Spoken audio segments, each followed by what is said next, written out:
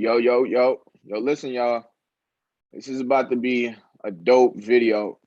Cause look, we about to have some guest speakers to come in this with me. So hold on, give me a hot second. Y'all just give me a second. I'm adding them right now. Know what I mean? Hold up real quick. We're gonna send it. I just sent the invite. I want y'all to ask us questions and all that good stuff. We're going to see how this works. This is my first time ever doing a Zoom meeting for the podcast. Welcome back to the Boogie Down podcast. Clap to yourself one time for the one time, you feel me? But I'm going to really try to get this ball rolling though, all right? Y'all just bear with me. Y'all just bear with me 1 second. I'm adding all the people. Hold up, let me add all the people. I'm adding my homie Roland. He was actually in the chat yesterday, but he was down in the chat. I mean, but today he'll be on the actual live with us, and all that good stuff. Hold up, we got Brooklyn tapping in right now. All right, we got Brooklyn. What's good? Yo. What's good? What's go? What's go? All right, hold on. I'm trying to get my boy Roland in here. Damn. I'm trying to make sure they can see all of us. Are you on your phone or are you on a computer? I'm on my phone. Okay, just swipe. Like go to if you swipe, you'll be able to see people. Like, hold on, let me see if I can do it. Well, right now it's only me. Yeah, it's only me and you on there right now. But usually you'll be able to swipe and you'll see like the panels of people. Okay, all right. I'm about to add Jamila real quick.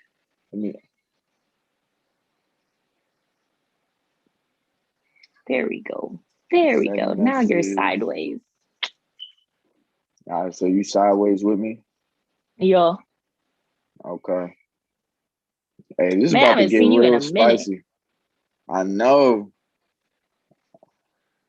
I've been out of town. I was traveling. What are we talking about today? Whatever you want to talk about. This is your show. I'm on Thai Buggy TV. I'm just a guest. TV, huh? I'm just a guest. So nah, that's lit. Whatever. Hold on, let's see what the people saying. Oh, it's going back and forth right now. I want to see the chat. This shit's kind of weird. I ain't gonna lie. I don't know. Whatever. Hey, we just gonna stay like this. Fuck it. Can you hear me? Yeah, I can hear you. Everything that you say is like double repeated because we're live on YouTube too right now.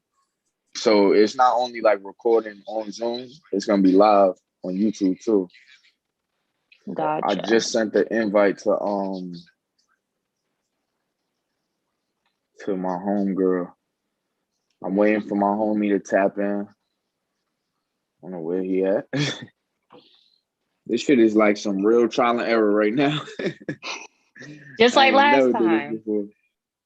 I never did this before. Just like last time. Remember last time it kept crashing though. What you been up to though? I just got back from Turks and Caicos yesterday. Was it yesterday? On Monday. I got back on Monday. Yeah, it was wild. How was wild. It? Like what did you do that was wild?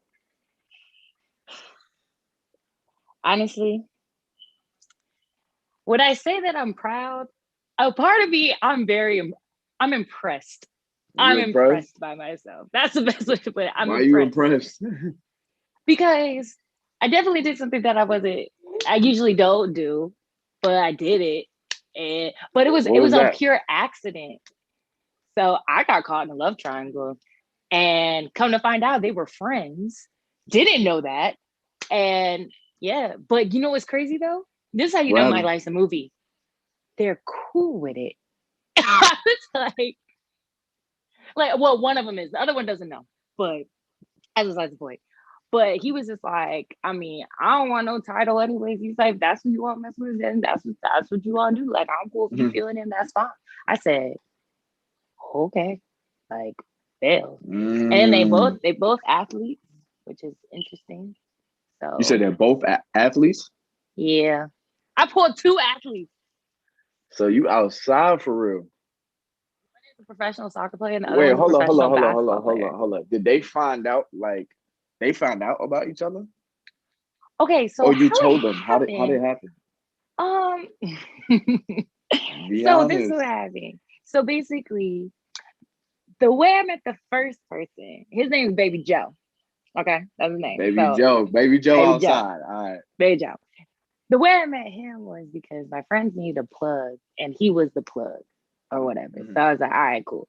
And then he was super cool, and he was just like, y'all need a ride, like going around places. He said, I got a homeboy, and I'll make sure that like he picks you up, take y'all where you got to be, and stuff like that. And I was like, wow, that's like really nice. I was like, all right, cool. So we were hanging out with them. Yeah. I thought he was cool and stuff like that. Now, my friend was like, oh, I'm a bag him. So I said, hey, do what you got to do, sis. Like, I'm cool with that or whatever. Now, but the reason everyone met him was like through me, because like I initially met him or whatever and connect everybody. Yeah. So, you know, in my head, she trying to get with him. So of course I'm gonna back off. Like that's not what I do or whatever. So we go out to a party, and there's this like, he's 6'10", the 6'10" dude in the club. And I was like, I'm a bag this right here. I just wanted to see my skills. Ended up doing it. Was successful. You had the sauce, huh? Yeah, because you know I've been out the game, so I'm still out the game. But still, I just had to see. I'm in Turks. Why not? So yeah, ended up was able to bag him. We hanging out the whole night. He over here like, this my girl, blah, blah. And I'm like, I mean, shoot, all right. Like, if that's how we gonna play, whatever. So then what happened? We all came back to our villa, right? And we all hanging out. That's cool or whatever. So, and I'm feeling the dude, his name is Jesse. I'm feeling Jesse, the 6'10" dude, because I mean, shoot, he liked me, I liked him, why not? So then the next day, we are at, I don't know where Jesse at, whatever, I don't know where yet. But I'm hanging out with Baby Joe, and then his friend, his name is Papa, so cool. Yeah. So we hanging out with him, and we all like doing our thing or whatever. My son the whole day. In the cut. Let's go. The whole day, right? We are hi. But the whole day we all hanging out. And then what's called that night, we had a party, and then he, like, when we get in the car, Baby Joe flirted with me. And I'm mad confused right now, because I'm like, what is going on? He's like, you know I want you, blah, blah. And I'm like, whoa, hold up. My friend wants you. Like, I can't be, nah. But right. I ain't gonna lie, I was drunk. Temptations, there was a lot of temptations. So I was like, shoot. I was like, should I like ask for permission or ask for forgiveness? That was more so like my mindset at the time. Savage mode. Anyways, it sound like you had a good trip though. Oh yeah. But no, it gets crazier though. Like that's not even the part, okay? We might have to say the crazy part for now, for later. Hey, that's fine. I can tell you about it later. Because I might get demonetized by your story, because your story sound a little crazy. Oh, wow. What's up? Can you send me the link? All right, this dude talking about, can I send him the link? Mila, what you been up to? You already know. Being a mom. Being a mom. Oh. How's that experience being a new parent? Because I have not seen you since you have your child. Yeah, I know. It's good. I like it. It's fun. You ain't had a little baby in a while. Yeah, it's been 6 years. Yeah, so these some new babies. Yeah, 2021 babies. Yeah, but he's good. Have you met him yet? No, I haven't. I feel like y'all have I know you, so I was just gonna wait until you was like 7 years old, until you pass like the COVID restrictions and all that other stuff. But I ain't with a jacket. But now, do you feel like being a parent changed you at all? Not like me as like a person necessarily, like not like my core stuff, but like definitely like just things that I would do, like maybe the actions I would take, stuff like that. But I feel like I'm still like me in general. It don't make you like look at life differently having a kid? Because it did for me. Yes, but like I don't know, I just, you know, I've always wanted a kid, so I feel like it just kind of fit right into my life in a sense, and I'm just kind of taking it day by day. He's still very small, so it's, I guess it'll come. He ain't talking back yet, is what you're saying. He ain't talking back, you know? Right, he's still very perfect, but he'll obviously be perfect. No. Brooklyn, how old you gonna be when you have your first child? Listen, whenever it happens, it happens. I am in no rush at all. I'm living my best life. I'm enjoying my 20s. But I will say that I'll have a child a year after I get married. So whenever that is, it's based off that. A year after? So how old do you want to be when you get married then? So that's the question. Hey, whenever that person comes along, wants to act right, that's when I'll get married, and that's when I have a kid. So, because the thing is like, I want to, like, they always say the first year of marriage is super hard, and I want to enjoy that with my husband. I want to travel the world, have a good time, kid free, because we ain't gonna get that time back no more. And then I'll have a little mini me, have a good old time. Let me ask y'all a question. What if y'all meet a dude and he tells y'all he want to wait till marriage? Would you stay? Wait till marriage to what?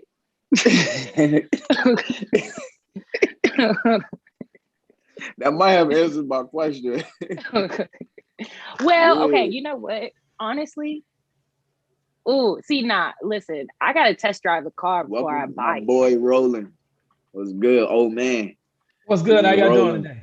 Hey. Right here, that's Brooklyn. I mean, that's Jamila, my good people. How y'all doing? Y'all, all three of y'all are people I've had great conversations with. So I knew this would be, a great group to bring together. But go ahead, Brooklyn, I'm listening. Oh, yeah, I gotta test drive the car before I buy it. I can't, because my biggest thing is like, I just don't want to just buy a car and then it be terrible on mileage, on everything, like gas. I'm just saying, you low on gas? I'm just saying, like, I mean, the car might be practical, but I just might not be feeling it.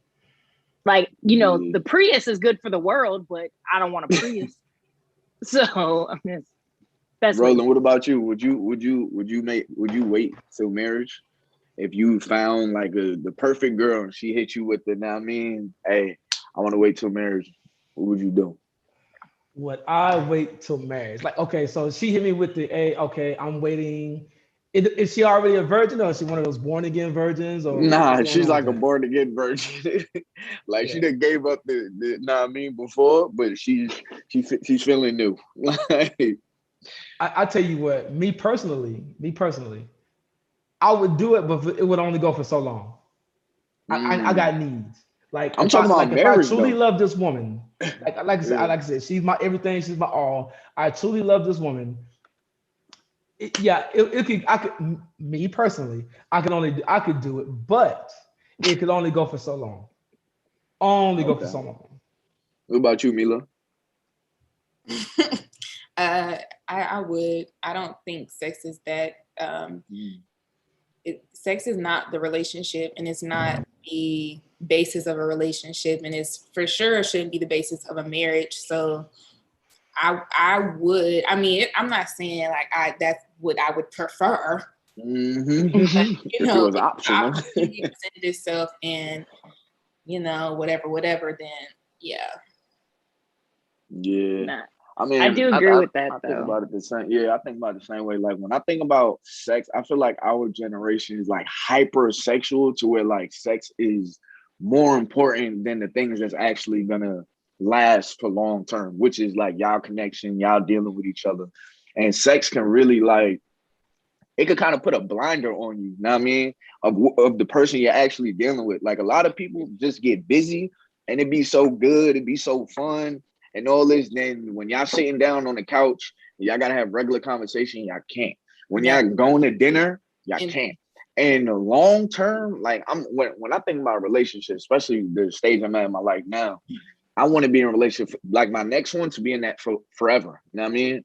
So I don't want to deal with somebody that the only thing I could really lean on is our sexual drive towards each other. Because you're gonna have to sit in a room, talk to my family one day, respectfully. You know what I mean? But as far as waiting and the temptation, I mean, it's gonna be high, but I think it is worth it because I don't know about y'all, but I've done it the other way. I've never been married. I mean, I've done it the let's have sex before we get married way, and that has not worked for me yet. So who am I to say, no, I'm not waiting. That's not my type. That's not my type of situation. Well, your type of situation ain't led you to a long relationship yet. that kept you in now. I mean, so that's how I look at that. Somebody okay, so hold on. My bad, y'all. So hold on. So how long? Like, okay, what's the time frame? Yeah, I'm good. Well, if a girl tell me that, I'm getting a year or two. I think the longest I could wait. Because these engagements be long. I mean, I think on the relationship, like you can't just put a number out there off rip, but also it's like, how long does it take you to realize you're ready to marry someone? Also, that's really the question. It's not like how long can you go without sex? Like that's neither here nor there, really. Like that's not really the question. Because if you're willing to wait until you're married, then you're going to be willing to wait. So it doesn't really matter. So I feel like, I mean, obviously, if it takes you 10 years, then that's the problem because it's not about the sex. Like, it's not that you have to wait 10 years to have sex. It's like, why do I have to wait 10 years to marry you? So then the question changes and the conversation changes. How long does it take you to realize that it's time to marry somebody? And why is it taking you so long to marry that person? So it's like, that's the conversation. Okay. Yeah, so and to go, go ahead. What I was gonna say, to go back to your point, Ty, like when it comes to like the waiting aspect, so like currently it's crazy that like my opinion on like marriage and stuff is like that I feel like can't wait till marriage when I've actually like done that before. So like currently right now I'm celibate, right? If I'm celibate until I get selling what? Logically. But I am until I get into a relationship. Yeah. Because I want to really get to know a person and stuff. And of course it's been difficult, but you know, that's like my thing right now. So like, and I even think back to like my last relationship, I actually did that. I was like, listen, we're not sleeping together or anything until we are officially in a relationship. But also at the time, like my last boyfriend was also like my first. So that was years ago, but my last respect. Yeah, so my last boyfriend was my first. So like literally I was one, he wasn't a virgin, but I was, and I was like, I wasn't comfortable like doing that yet. So I told him, I was like, I want to wait till I graduate high school. Because my reasoning behind it was, so therefore if I did get pregnant in high school, I want to be part of the statistic, which I was just like, if I get pregnant afterwards, then I'm not part of the statistic. But not saying there's anything wrong with people who get pregnant in high school, but I just didn't want to be part of that category. So it is. Shout out to y'all. I don't want to say it, but it is. I just want to put that out there. But yeah, so like we waited. He respected it, and waited an entire year until after I graduated and stuff. So I didn't personally lose mine till I was the summer going into college. But like, he made sure he waited for me. So I think it is possible. And I do think it builds a really great bond because we dated for like 2 years, which was long back in the day. And like still to this day, we're really good friends. So like it really, we have that great bond. Yeah. I think when you take sex off the equation, you really have to face the person. You know what I mean? You really gotta like, okay, could I really deal with you? You know what I mean? Like, because there's no distractions. You know what I mean? You're not thinking about how the night's gonna end. You're thinking about how the night is going. You know what I mean? I think a lot of times, and especially dating, going out on dates, we're definitely thinking like, yo, it don't matter how this is going right now, but at the end of the night, it's getting spicy. We going crazy. Roland, let me ask you a question, bro. Well, actually, ladies, y'all can answer this too. How many? If y'all was dating somebody, and like, let's just say everybody was single, right? If y'all was dating somebody, how many kids is too many kids for y'all? For me, one. Mila, you good? I got big. Like I said, for me, one, and the reason being is that first of all, you have to be men have to be kind of defensive upon these things sometimes. Like, okay, are you really with me because you want to be with me, or you want me to be more of a stepfather figure and fall into that role? You know what I'm saying? Because a lot of people. You saying she looking for a stepdaddy? I mean, yeah, I mean, not just a stepdaddy, but you know what I'm saying, a dad for her child. You know what I'm saying? She could be looking for that. Yeah, You could be that man that she see like, oh man, he'll be a good dad to my daughter or son. Yeah, I'm not he might not be this or that, but he got a job, he doing this, he got stuff going for himself. That's who I want my child to be like, to be with, you know what I'm saying, to admire. I mean, yeah, one, because I have to think of it like, okay, problematic things. I'm a problematic person first. What's going on with your baby daddy? Why is he your baby daddy and not your husband? You know what I'm saying? Are y'all still in contact with each other? Do y'all still communicate? Are y'all still cool? What's that relationship like? Yeah, baby daddy still come over and hit when he want to? We don't want to have the kind of conversation, but they are real conversations. Like, that's your baby daddy. All right, Mila look like she got something she want to come back with. Go ahead, because Mila being a new mom. Now, I know she got something to say. So go ahead. Okay, so my first question is, how old are you? Mature. Okay, so let's keep it a whole buck. I think that as adults, we have to, if we're going to be mature age, speaking of the baby, let me go get him. Let her go grab the baby. Yeah, finish your thought, though. You sound like you wasn't done. Oh, go ahead, Brooklyn. My bad. I was going to say why you said that. I completely understand where you're coming from, because I have a friend who's like that. So like how right now she's on the hunt for a good dude to help raise her kid. And like, I have conversations with her all the time. Like, do you actually like this person? Or like, what is it like? Or do you just need someone? And it's because her baby father is a horrible human. And she is in this situation where it's just like, she got real bad baby daddy problems. Like, it's really bad. And it's just like, she wants someone good for her kid and stuff, kind of to get her out of that situation. So like, I can understand why you could have that thought in your head, only because I know someone like that. And like, it's very unfortunate. And it's just like, but when it comes to that, it's just like, that's why I try to help her so much. And like, no, be genuine, like love yourself first and stuff like that. And like, but yeah, there are women that are like that. But there are also really good women that actually just genuinely want to be with you and stuff like that. But in her case, I know that she on the hunt. And my thing is that why wasn't your baby daddy good enough to marry if you have a child by him? You know what I'm saying? Like, you gave that man. Mila back. So Mila back. Yeah. Let me go ahead. I'm sorry. Gotta say. Mila, yes, I see she But cranking up sometimes on it's me. an Go ahead. accident, Tend to the child. Let me get back my train of thought. Yeah. So as adults and as mature adults, I think it's fair to understand that adults have kids. A lot of adults have children. There's a whole life that happens before you, number one. And I think it's unfair to just have a blanket statement to say you won't date someone with kids, especially when you get closer and higher in age. If you're 18 and saying that, that makes a lot of sense. Right. If you're 50 and saying that, it's kind of unrealistic.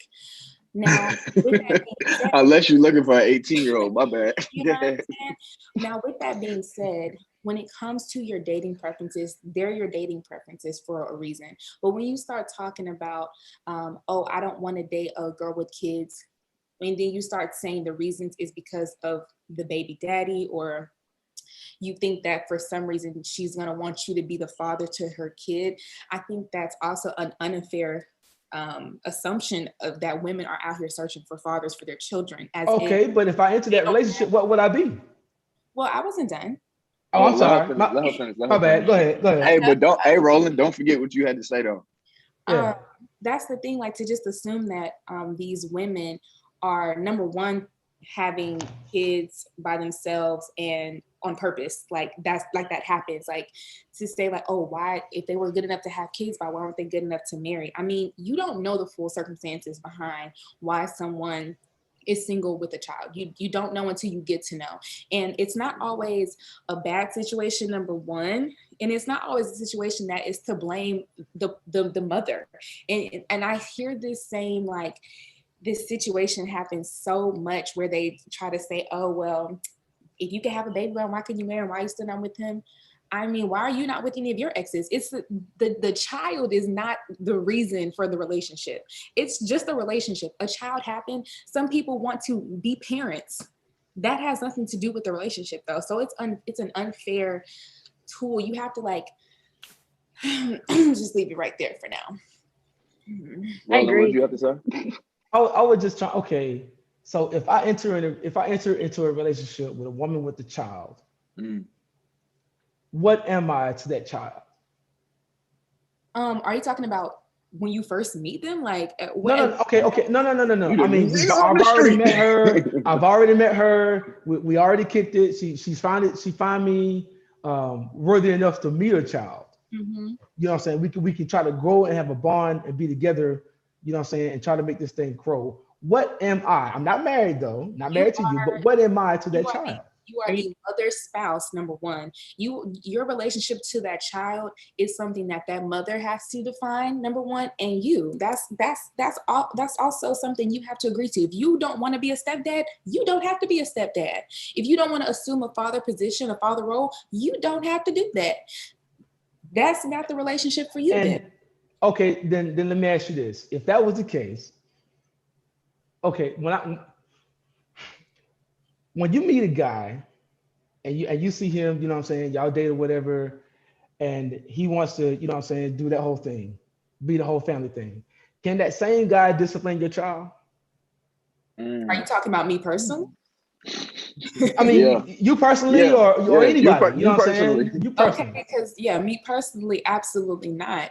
But again, that's because for me, the parents of my child are the only people that discipline my child in the way that I approve. You know, even family members, although I may give them leeway to discipline my child in a small frame, that's my job. I'm his parent.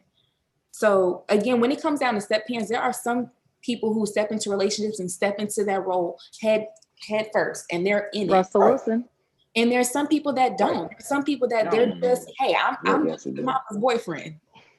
But I'm just I'm just my boyfriend, bro.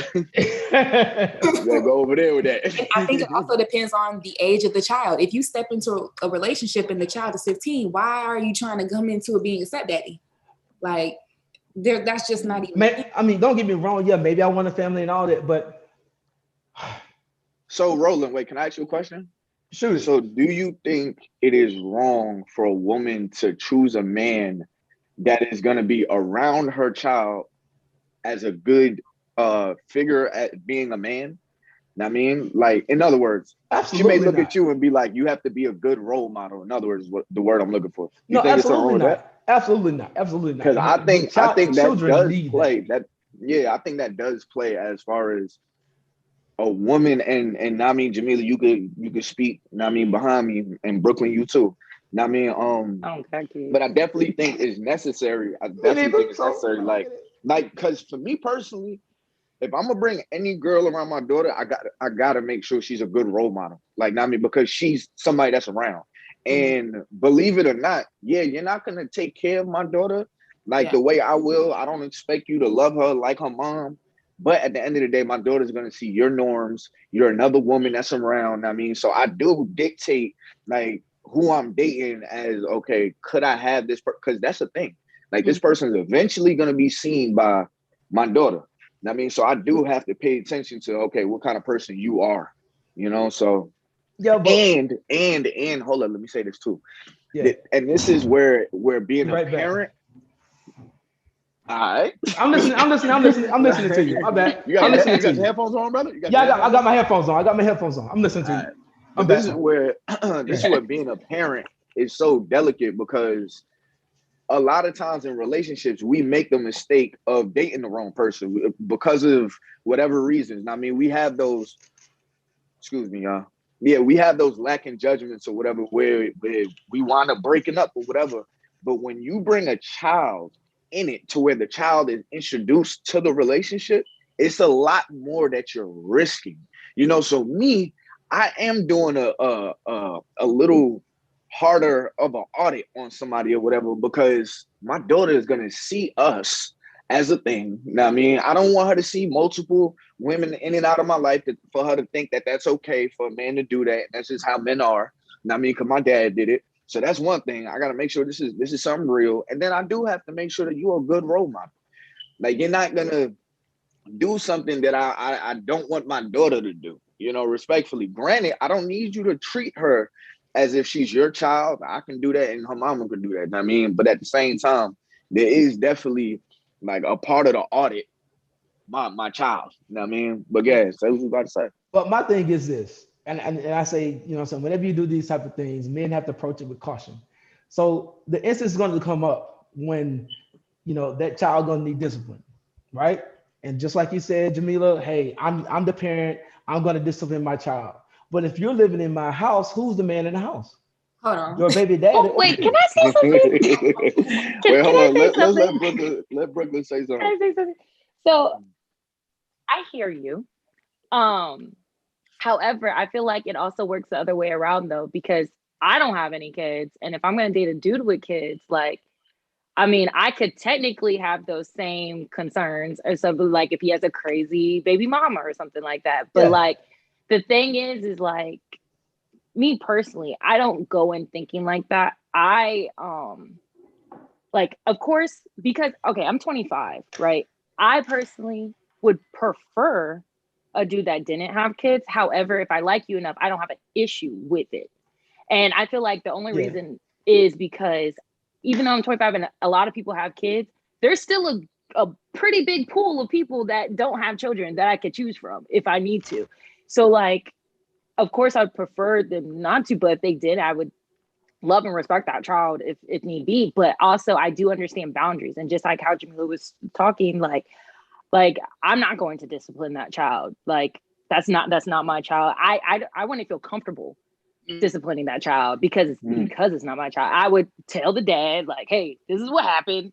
You could do what you need to do about that situation. But like, I'm not going to do it unless he gave me permission. But even if I got permission, I just know that it's not my kid. So I'm not going to sit there and, you know, be like, you can't be doing this. Like, nah. I'm gonna keep it strictly like teacher rules, because also I was a daycare teacher, so that's how I'm gonna approach it. Just like that, just like if I was teaching in school and stuff like that. But yeah, those same concerns, those can be concerns that like I have as well. But like, I just feel like there's a lot of people that aren't like that. So like, I feel like there's a lot of people out here that genuinely want to be with you, and yes, they have a kid, and like that was their life before you. That ain't got nothing to do with you. They just got a kid. Like that was just something that it happened. But now, if I'm bringing you in my life, if I'm bringing you in my life, your life is now my life, and your life is everything to do with me. I'm bringing it. I agree, but the thing is, if we're not married, I feel like, I mean, it's you. When it comes to the government, you single. You could be in a relationship, but you're single. You're single until you're married. So therefore, those type of like thoughts and stuff, those are something that I feel like will come up more so if we're on that path to marriage. And so when we get there, then maybe we can have some more like conversations about that. But if I'm just dating you for the moment, of course it's going to cross my mind, but it's not going to be such a high priority, like me thinking about like, oh, we do this was going to have like, oh, this kid and stuff. Like, of course I'm going to think of the kid, but like, I don't know. I'm like losing my train of thought, but like, yeah, it's just like, I don't know. I mean, I'm open to it. You know, I think Jamila, that's I hope you're not hot over there. You got your head twisted. You're like, you're saying a lot of very triggering things. It's just very interesting to hear men speak on their just men speak in general. I don't typically agree with men for that reason. They have this self-centered kind of mindset when it comes to dating specifically, and when they talk about women in the manner in which they speak about women. And it's like the entitlement sometimes is just very, like I said, triggering. It's not, I can't say it's entitlement. But when a man takes on a situation like that, if he likes the woman, he's gonna make concessions for the child. You know what I'm saying? Like, okay, As I a really woman, like her. I really say again. vice versa, a woman would as well. It's not just concessions. Yeah. So some men have to think like, okay, wow, okay, I'm taking this on. This is just because if you think of it like, okay, people want to think, you know what I'm saying, I want a partner. You know what I'm saying? I want a partner. I hate when the people that say that. Because a partnership, I swear I do. Because Why if you hate that word though? Because when people say they want a partner, you think of a business. You know what I'm saying? Like, are you willing to business, but Yeah, are you willing can be. exactly? So are you willing to accept all the actions that your significant other has, whether good or bad? That goes on a business. So boom. All right, hold on. But that also is set in your vows too. Know what I mean? Through sick and through what is it? Through sick and health or something like that? Yeah, I did all that. Sickness and health. Sickness and health. Like, know what I mean? I did. Bro, because me personally, bro, I like the whole partnership thought process, because when you think about it, growing up, you have friends. You grow out of those friendships. Then you have your family. You even grow up to the point where you're an individual, to where you and your family aren't in the same category of being able to just go to your family for your wants of your life for the rest of your life. Now your partner is the person that you're supposed to spend the rest of your life with. Now you're my partner in life. You're the last person, the last relationship I'm gonna have. That's why I like the word partner. I mean, because you might play it two, I'm your player one, or I vice versa. I mean, all right. That's how I see so it, if respectfully, but if that's how it goes, call your girlfriend or whoever, your significant other. Hey, that's my partner. Say, hey, that's my partner. That's not my girlfriend. That's not my wife, but you're my partner. It don't work like that. It's yeah, nah, it do. You know what I'm saying? It don't work like that. She's not your partner. She's your girl. Nah, bro. Like it's just different words for the same meaning. Yeah, it's about, if that word don't work for you in your relationship, that's great, but it doesn't discount it for other people, is what we're saying. Like, like we're all saying, like, hey, if this is a relationship that we're in, and we consider it a partnership, a relationship, this is my boyfriend, this is my husband, this is my hubby, this is my boo. It's all the same. It is all the same. And we're also discounting people who are in relationships that are not heterosexual. So sometimes partner is the term that they want to use. So you have to be equal. Yeah, I respect that factor. Yes, I do highly respect that. That is your partner. I get that. When it comes to business, when it comes to think of it, like, hey, you can't say, like, I just don't like it when you say, hey, this is my partner over here. Look at her. Look how fine she is. Don't call you her partner then. Make sure that that's my girl. That's my wife. I'm her husband. Those titles mean something to me. You know what I'm saying? It's supposed to be when you get that title, you're walking a higher path. You're not just, yeah, that's my partner right there. That's it. That's when you go to so yeah. Hold on. I want to bring y'all back to my bad, y'all. My bad. I'm gonna stir it back. No, you good. It makes for a great conversation. Brooklyn, I have a question for you. So you said you wouldn't mind dating a dude, right, that has kids, right? Right. So how many kids is too many kids? One. Wait, I'm confused. Big hand. Yes. Big hand. I would prefer, I like that. Okay. I would say one, unless it's a twin. So then, therefore, wait. Are you saying? All right, hold up. So is one, because the question was, is that too many? So too many is usually I can't handle. Oh, but if you're saying you would date somebody with kids, you're saying you would date somebody with one. If they have one, if they have one, or if they had twins, so then there would be two. It came out at the same time. So what if? Because this is my thought process on this, whatever. When I think about the whole kids thing, for people that don't have kids, and granted, I mean, I'm biased, of course, because I have a child. Right. But I've been on both sides of the fence, and I don't really remember how I was when I was 19, but I was ignorant. I mean, but what if a man was in a relationship, with a woman, and he was very much faithful. I mean, he didn't do the wrong that caused the relationship to fail. Right. Great man. They had 2 kids together out of love. I mean, and she did him wrong, and now he's back on the street, ready to treat somebody else good. Are you gonna miss out on that blessing because he has? Oh no, no, I won't. How would you know? It's definitely, how would you know? It's definitely circumstantial, but also I'm not at the age where like I'm looking for dudes who have kids to date. So it's one of those situations where like I would prefer, I have to really like you to want to get into that position, because of course, since I am getting older, I am thinking of like the thought process of like marriage and stuff like that. And I'm just like, I just know that the reason that I would prefer a dude that didn't have kids is because I want us to share that moment together of whenever I'm pregnant and have a child. Because the thing is, if you already experienced it, now I don't know, but I don't know if it's as fun anymore. Like for you, like, okay, yeah, well, I've been here before. Like, you know, it's like, I want you to sit there. I want you to cry. I want you to be like, this is my child. Like, like that's like, I want us to have that moment. That's something that I really am like super excited for later on in life. So that's why I would prefer it. Now, granted, if you do already have a child and you went through that process, I believe that you would still be excited because you're having a child with me, but at the same time, it's like it's not the same.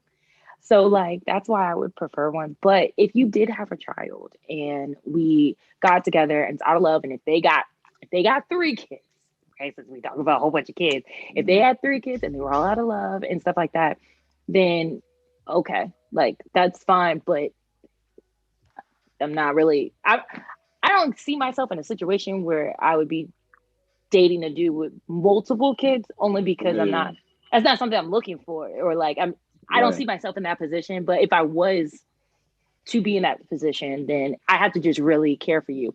And I will say, since we are talking about kids, I would be extremely honored to meet their kid. Like the fact that you like me that much to want to introduce me to your child, I'll probably cry. I'm not even gonna lie, because I'll be like, dang, you really love me. Like, because I know how important a child is. And especially like I feel like especially depending on their age, like if they are in like that age group, if they're like, I'll say under like middle school or whatever, and like really like elementary school, when they're that really like developmental age group, and you feel that I can come into your life and meet this girl or boy, like your kid, like that's amazing to me. Like I would feel honored, honestly. Now let's not discount that I can have that.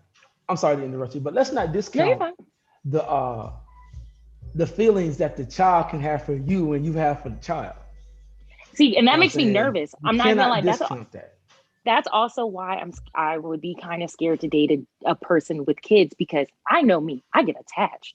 I love children. I really love children. And if we're not together anymore, it will crush me if I can't see those kids anymore, if I really like had an attachment with them, or like vice versa. Like, because I'm pretty cool, so I'm pretty sure they're gonna like me. So therefore, like, they might be crushed too. And I just know that like that would be devastating me. Like, forget the relationship. I like the kids. Like, they were cool. Like, you know, like exactly.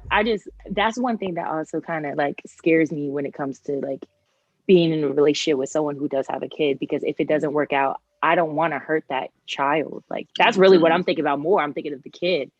Like, of course, you know, sorry to this man, like, but I'll be really sad about kids. And that's why, like I said, men have to take real precaution when looking at a woman or trying to date a woman with kids. Women, people, but you just have to really take precaution. Really. So let me ask y'all a question. So if you was dating somebody with a child, how would you know? What is a sign? How do I ask that? What is a sign that they may have baby daddy or baby mama drama that you don't want to deal with? If the baby mama hit me up in the DMs. I've had that happen. So, and she's just like, "Oh, you over here messing with my baby daddy? Blah blah blah. We still together." Yeah, nah, that's way too obvious. That's one reason though. Like, that's like she damn near DM'd you saying, "Hey, I'm crazy. I don't know if you want to deal with him, like, but I'm crazy." That's a little too obvious. I don't need to go through that. Yeah, I've been in a situation where this is the type of things that I look for. I don't really like being in situations where, unless the dude is just a horrible dude, you know what I mean? But if you are constantly arguing with him and like y'all are like going Exactly. back and forth emotionally, because an argument is an emotional conversation. Now, when Yeah. you're really not stunting somebody and how they feel and you just want to get your point across, I'm gonna say what I say. You're gonna feel the way you feel, and we're gonna get off the phone. But to hear you really go back and forth and all the shenanigans, granted, I mean, if it's something that's extensive, then I get it. And I mean, if it's real extreme, then I get it. But if it's something that's consistent, like y'all are going back and forth with arguments, that's a telltale sign to me that I'm like, it sounds like there's a little bit left emotions in this that Exactly. I It don't sounds know like they Nah, still if I want want to. he or she still wants to be with that person. yeah. Yeah, I think No, I I think agree. I'm not I gonna say do not want to like be that. with the person, but at the same time, I'm real There's fond of something healing. there. Yeah, I'm Yeah, real fond of Yeah. yeah, healing from and what's hard to do is healing from somebody that you still got to deal with, and I think that's the biggest problem when it comes to being like two separated parents, because it's like I still got to deal with this person, but I'm still hurt from whatever we broke up with. But that's something that they got to go through individually. Now, I mean, and it's not easy to do, but you definitely got to pay attention to whether or not did these two heal from their breakup to the point where they're okay with them healthy moving on in a healthy way. I mean, because that will Yeah. come into your relationship. Sometimes I ain't gonna say all situations are the same, No, but these are the you're signs that I look right. for.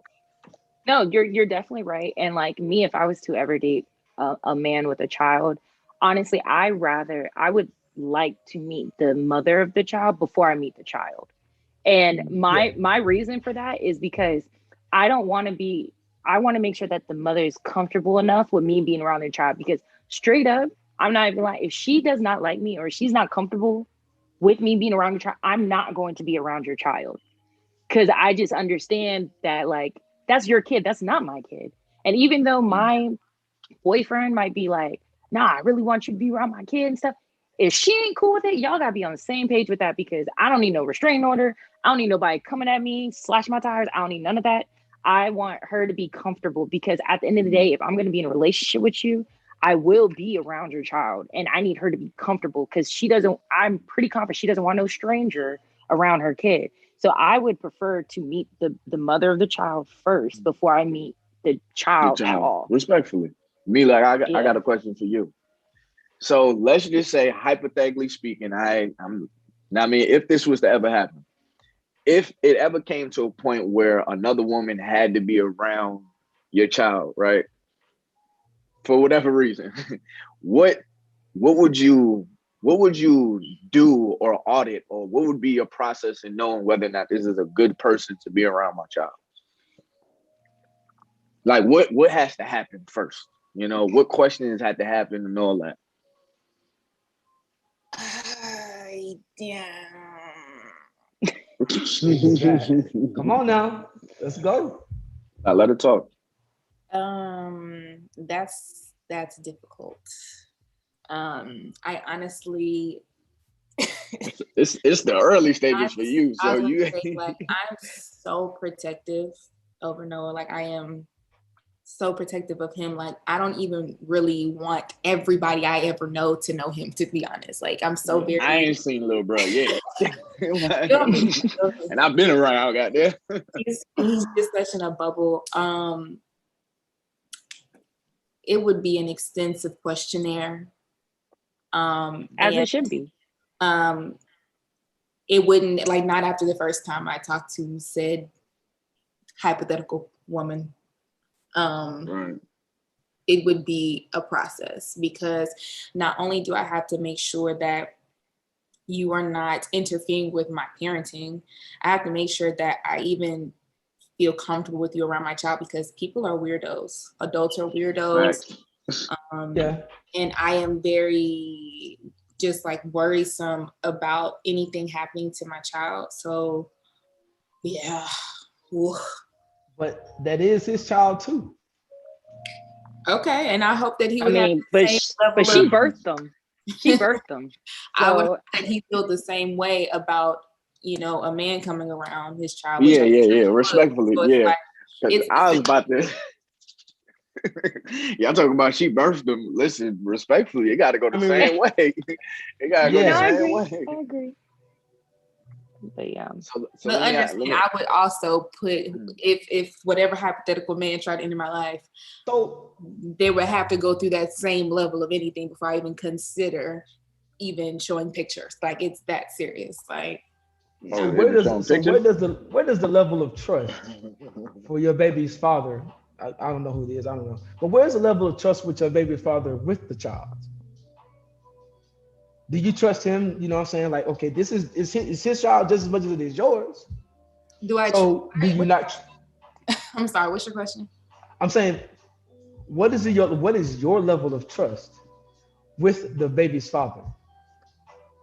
In general? Like to make a good judgment of a To woman make a good to bring around? judgment with Is the that what you're saying? child. Yeah. Oh, I mean, he's a good father. He's a Okay, great since father. but if he's a good father, you don't think he will put your child in any harm, right? It's not about that. It's Well, about I mean, not your child, but both of you guys' child in any harm. So that's what I'm saying. It should be. Hold on, you asked her a question. Let her answer. Oh, I'm sorry. Go ahead. yeah, I mean, like I said, I do trust him, but that doesn't mean I trust her. Right. And I feel like I'm a better call of judgment of other people, to be quite honest. I am very good at judging character off rip, and I'm very good at discerning whether or not somebody is off their rockers. I'm not wrong often about that. I'm not. So I feel like he can sometimes be a little too trustworthy. What if people put on they and this is something that I feel. So yeah, me and dude, like God forbid that I mean it's gonna happen one day. You know what I mean? When I'm gonna have to meet a dude. But people could put on their representatives. You know what I mean? People could definitely put on their representatives. And I mean, my daughter is much older than probably all of y'all kids. Well, me and Mila. I was gonna say definitely older than mine. I could definitely ask. Like I could definitely ask Alasia. I mean, like, you know, hey, you know, what John talking about? You know what I mean? Like, we can tell you. She'll tell you. Like, you better say no to everything. Yeah. You know, for me, you got them die. But yeah, it's definitely a touchy subject when it comes to introducing people, because the thing about it is, yeah, you can, just like you said, Roland, you can trust that other parent or whatever, you can trust their parenting to take care of the child and the well-being, but they may not make the best decisions in relationships. Now, I mean, or they may have had a lack in judgment of whether or not this is a good person because of their lust, their love, whatever. Yeah. I mean, now you come along and you can kind of expose, like, hold up, did you know he smoked cigarettes in front of kids? Like he don't mind smoking a Black and Mild and a cigarette in the same hour. Like, know what I mean? Like you knew all of this. Like, know what I mean? So it's those type of things that somebody might be like, oh no, you know, I'm in love or whatever. So they deal with it. But then you get around the person and you like, nah, I don't want that around my child. Know what I mean? Y'all got all this stuff on the floor. I mean, you ain't never lived like this before, so I know it got to be him. I don't want this around my child. Know what I mean? Right, and you got to respect that. Yeah. So let me ask you a question, Ty. So if you want to. so you in the grocery store. You in the grocery store and you see your daughter and your baby mama's boyfriend. Like the threat very likely. yeah. Like, your baby mama's boyfriend. Yeah. Baby mama's not around, but your daughter is holding his hand. How would that make you feel? What's up with the hypotheticals? Well, I'm just curious. You know? Well, first of all, I can answer that for you. So I'm gonna say this. My daughter, first what of all, the hell? So listen. My daughter is, and I'm gonna answer this the most respectful way. She is getting past the holding anybody's hand besides her dad's age. You know what I mean? Like my daughter is to the age where, first of all, she don't need to be. No. No, it's not happening. Like, I'm just making sure I don't it's even not know why happening. you're trying to play right Nah, now. You know, It be yeah, hot like that is not happening. But Um, that's your baby mama's. I mean, yeah, your baby mama's boyfriend. yeah, That's but boom. So all right, so him. boom. In everything Oh. that you do, and hold on, let me answer that. In everything that you do in life, there's boundaries. You know what I mean? And that's a boundary that I mean, there has to be clear consensus and understanding on what you can and cannot do around my daughter and with my daughter or whatever before anybody will be around her. And you know goddamn well, holding her hand, anything physical, don't even hug her. High five her, all right, when you see her. Know what I mean? Because I see somebody holding my daughter's hand and I don't know, bro. No. Know what I mean? That's They not better be happening. crossing the street. Yeah, unless they crossing the street. Know what I That's mean? about it. That's your free pass. Know So what I mean? so you gotta, don't so and it you gotta don't be want a interstate, not one with a stop sign. It gotta be an interstate with lights. Know what I mean? But go ahead, so I'm you listening. don't want No Walmart holding. you don't want your baby mama to have a man who wants I to hope take you care see of this your video child. too. But Tariq is a father I'm to a her. very Yeah. But active I'm talking father. about but the thing about this, when you deal with children, a kid can have two Eh, fathers. So You know what I'm saying? all right, so There has to be that I bond there. I definitely understand what you're saying. Yeah. But respectfully, nobody has to do that. Now, I mean, nobody has to be a second dad to my daughter. Now, I mean, what he can do, he can be a supervisor in situations in which that her mom is not there or I'm not there and my daughter's cutting up. What does a supervisor do? A supervisor tells the manager. Now, the manager actually puts stuff into fruition. You call me. Now, I mean, I don't need nobody disciplining, and this will all be in the conversation. I might just send him this video. You feel me? I don't need nobody trying to discipline or try to be an extra dad. Now, if I was in jail, if God forbid something happened to me, that is completely different. I would hope that the dude that I left, you know, with the understanding of who I am and who he can be to my daughter, he is a good role model of what a man should be like, you know, in that situation. If I'm not there, you know, but as long as I'm living and my 2 feet could walk out this door and touch this ground, now I mean, and wake up every morning, no, nobody else has to be a extra dad. Now I mean, I am as much of a dad that she needs. He is gonna play the same role that a teacher would play. Not even a damn teacher. Now I mean, like maybe again a supervisor. Now I mean, somebody that is just like not even a babysitter, because the babysitter be doing too much sometimes. Yeah, man, y'all get what I'm saying. I mean, I'm not for all that. I'm very much, very, very, very active. But Me and my daughter have a great relationship. You know as well as I know. And always will be. You know as well as I know. There's gonna be a day when hopefully your baby mama gets married. Yeah. And you know what I'm saying? And that your daughter may be growing a bond with her husband. She might even want to call him Daddy David or Daddy whatever. You know what I'm saying? Is he going to be? What is it? Is he going to be called Uncle? Hey, that's my uncle. No. That's just that's David. All right, so hold on. So his name, let's just say his name is David. All right. Yeah. That's a porn star name, but let's just say David. All right. It's a child of God. It's a child of God. It's a child of God. If his name was David, he's being called David. Now, I mean, everything is a respect factor as far as her father is living. Her father is active. Now, I'm gonna say something, all right? Now, this might throw the conversation a little bit, but I am actually a product of what you're talking about. Now, I mean, of calling somebody dad, and that wasn't my dad. Me too. But now, I mean, there was factors in which created that. Now, I'm not going to speak too deep into that, but let's just say he played that role. Now, I mean, I grew up to know him as that. Now, I mean, and then, you know, once I learned who was dad, now, I mean, you know, now I got 2 daddies. Like, but I'm not going to take that away from dude that been here. You understand? Now, that's a completely different situation where I would understand that I'm just coming back into my child's life. And this dude has literally been playing the role that I was supposed to play. But as a dad that has been there from the time her little behind, I mean, came out her mama and cut the umbilical cord to she could still talk to me about her day at daycare now or her day at school now. No, I don't need nobody doing that. I've been there and I will always be there. Now, I mean, and another thing that I know, and this is things that is talked about, you know, while you're with that other parent. Now, I mean, is the boundaries. Like if this ever happened, you do understand ain't nobody doing this. You do understand what kind of guy I am. You know what I mean? And I know she knows that. I be pointing and pointing at quotes, but it will never like don't ever get it twisted. Know what I mean? Ain't nothing sweet. Like, know what I mean? But yeah, that's just my little take on that. Also, I will say, like, in your situation, your daughter is older. Especially. So like if that was to ever happen, and if she was younger, like if she was a newborn or whatever, and then like if her mom had a boyfriend and then they got married or whatever, but she knew him her whole life, but her original father, of course, was still in her life as well.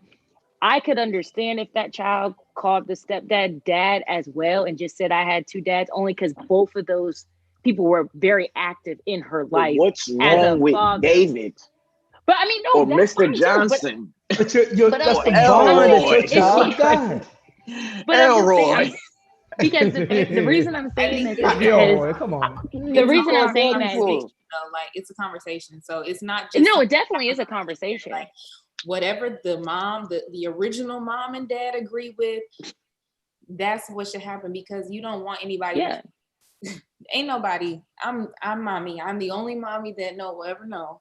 So I don't care how close any potential hypothetical people get. I am mommy, and that's my boundary, because I know the relationship that I'm setting for him, even though he is only 3 months and 3 weeks. Oh, congratulations! I'm sorry. Congratulations. Yeah, she fresh. No, and I definitely understand that with the boundaries, because that's very important. I had a friend who was actually in this situation, and like he had a dad. Well, he has, I guess, 2 dads or whatever, but his mom married like her, I guess technically his stepdad, when he was really young. And then that man raised him on top of like his dad as well. So he called both of them dad. And like, I just know that and he did that because he's known this other man since he was like 3. They felt, but both parents were okay with it. So, and that's also a boundary thing. So if what I was saying was just like when they're younger like that and they like grow up with that parent, like, well, step parent, I could understand if they did, like if it slipped out, they called them dad and they didn't originally just call them John, because maybe when they met John, they didn't speak, they weren't able to speak yet, like. Yeah. So I don't really know, but also I don't have children, so every situation is different. And every situation, there's no right way to do most of this stuff we're talking about. Now, I mean, every situation is going to be significant to somebody. I'm not going to judge nobody. Now, I mean, like, wait a minute, you let your daughter call another man dad? Hey, if that's their agreement, I mean, I wouldn't do it, but if that's your agreement, I'm not going to sit here and say you're a bad dad for that. But as far as me, I mean, no. Ain't gonna be none of that. But the whole conversation should ultimately end with you and all men and all men and all mothers or whatever be better parents to your child. You should have that initiative. I want to be the best dad to my child possible. I want to be the best mom to my child possible. So whoever comes into that other woman's life, other man's life, I'm going to outshine them. You know what I'm saying? Because you're that person. You know what I'm saying? Although they will have that, relationship with the other person, dad will be dad and mom will give be me an mom. example. I'm sorry. Give me an example of outshining them, because John might buy my daughter gifts every Friday. Me, I'm not. You know what I mean? I'm not. I'm her dad. I don't have. I guess outshine emotionally at all. Yeah, that's what I'm saying. I think outshine emotionally. You got it. Outshine emotionally. Listen. I'm not changing nothing. Like what I think is right in my parenting, because there's somebody else, I'm not gonna amp it up. I'm not gonna hold up. Let me turn up a little bit. I got a little competition. No. I mean, bro, I don't care how good of a guy you are. I mean, keep being a great guy. Keep being another great example that's in her life. I mean, but as far as like me changing anything up, no, bro. Like, now I mean, if he's a great guy and he's somebody that she could talk to, cool, that's great. You know, he might be funnier than me. Cool. I'm not gonna be out here improving my jokes. You know what I mean? So Yeah. being a parent, bro, you realize, and Mila gonna realize it too eventually. You know what I mean? And, or she probably has already. You'll never get it perfectly right. You know, the best thing you can do for a kid is to show that you're there for them.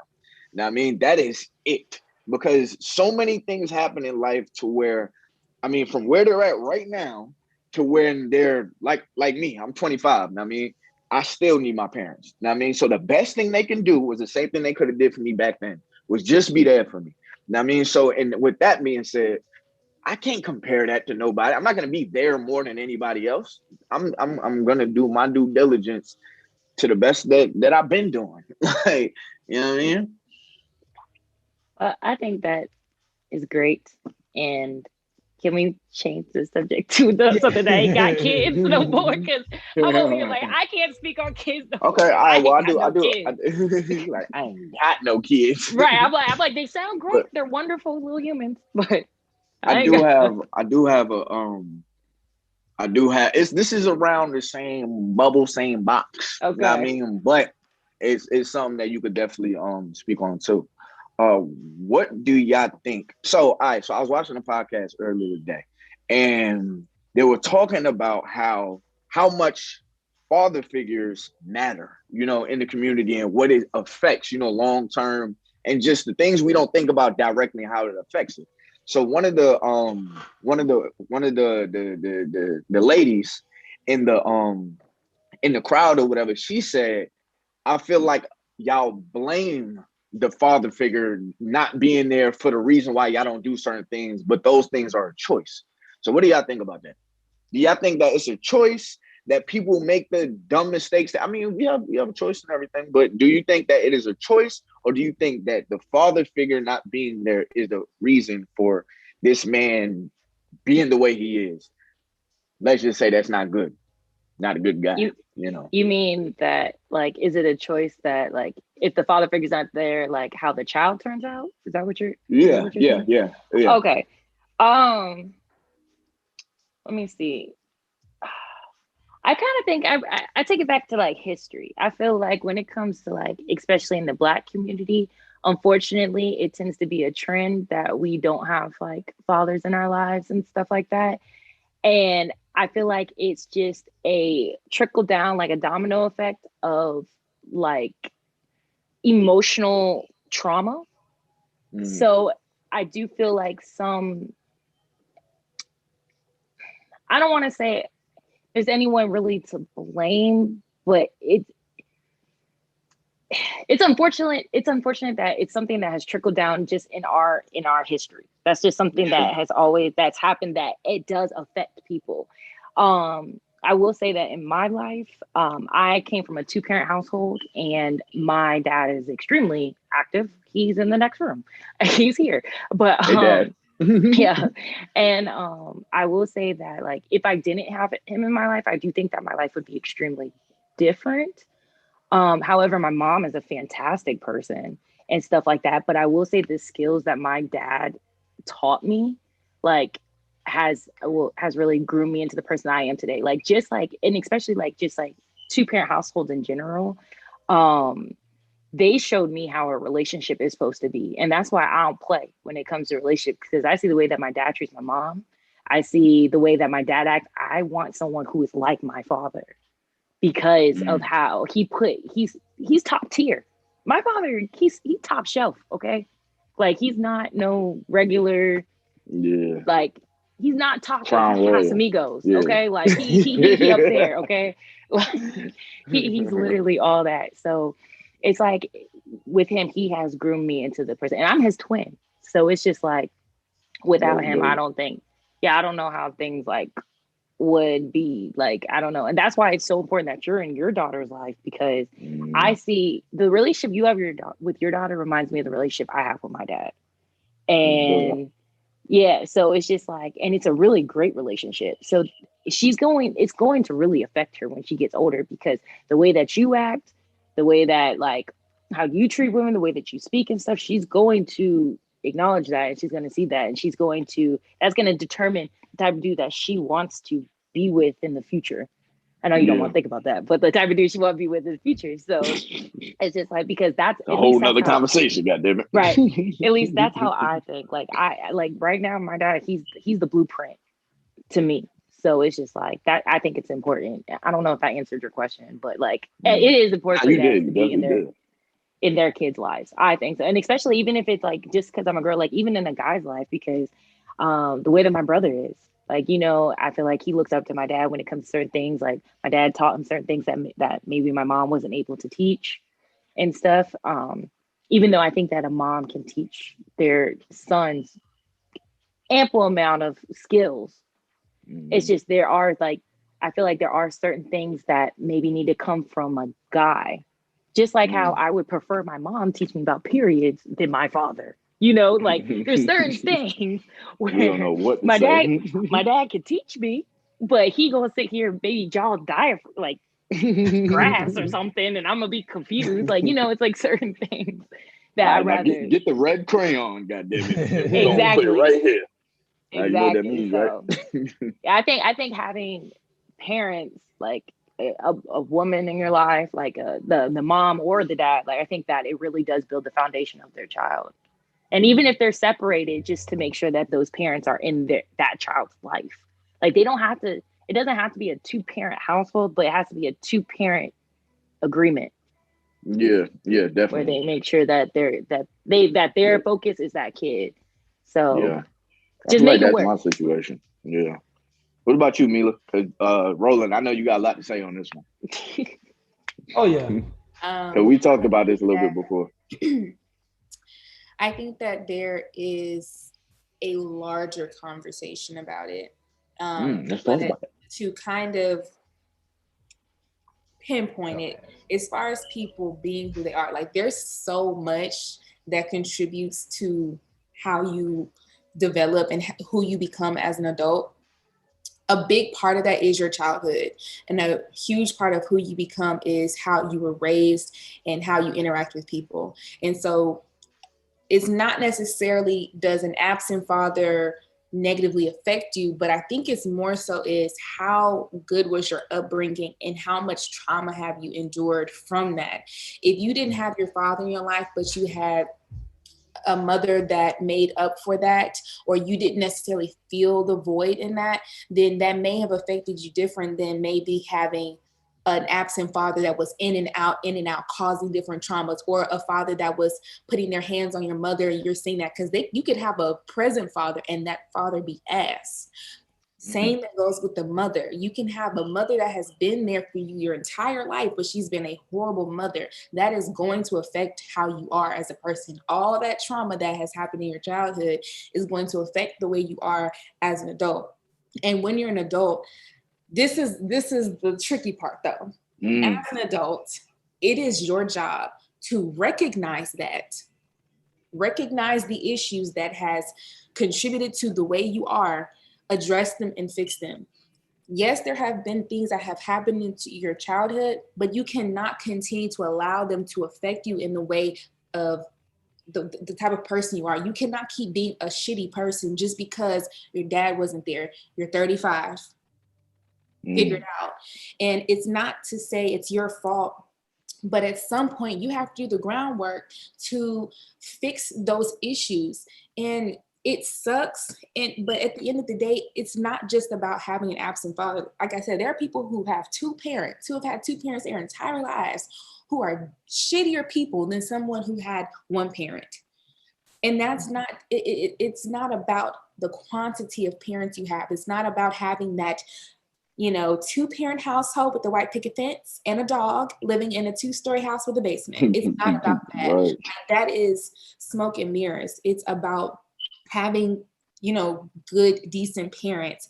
But of course, there are societal things that are contributing to how we are as people as well. And I think a lot of the times, especially men, I see this a lot in men, use that as a crutch and use it as an excuse to be shitty individuals, use their upbringing to excuse the way that they treat other women or the way that they treat other men. And that is shitty. Like you have. All right, so can I ask you a question real quick? Mhm. Because I want to, I mean, at that point, I personally, so I understand completely what you're saying. I'm about to play devil's advocate. Let me let that be known.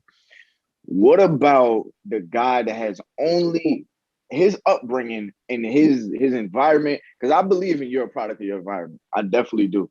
Even to you being an adult. Because I've talked to adults that still have the same mind frame of what I had when I was 17. I mean, but the difference between them and me is my experiences that I've had in life, which have changed and reshaped the way I see things. The mistakes that I made that I decided to learn from. So now I look at somebody that could possibly have, let's just use a dude that been in the hood all his life or whatever. So let's think about the things that he may see. He's gonna see dudes they're making money off the streets. I mean, they're not really trying to make the honest living or whatever, or they can't. I mean, he's gonna see the whole, I mean, if you need it, just go get it. Any means possible. I mean, he's gonna see the unstable household or whatever of me not really having to be in the house or whatever with my kids or whatever, because that's how everybody is. You know, it's like, because these things are accepted in my community, I believe that these things is okay. Of course, they're not okay, but we do have to put ourselves in that person's mind frame and think about everything that we thought was okay until we removed ourselves from that circle of people. I mean, or that community of people. There's things that we thought was okay in high school that when we got to college, we was like, or there's things that we thought that was okay when we was in college, that and then we got out to the real world, we was like, But and the only difference between all of those is the community changed, your surroundings changed, and what was okay and deemed okay to the people around you or whatever changed. So that being said, I think about that sometimes, and I'm like, dang, I can't really fault somebody for just not knowing. Like, there's some things that I know that I'm like, yo, why doesn't everybody know that you don't have to be broke? You can make money on the internet. Now, I mean, it's information that was just passed to me or whatever. Some people don't have that though. They only have what they've been shown around them. I mean, that was deemed as okay. I feel like it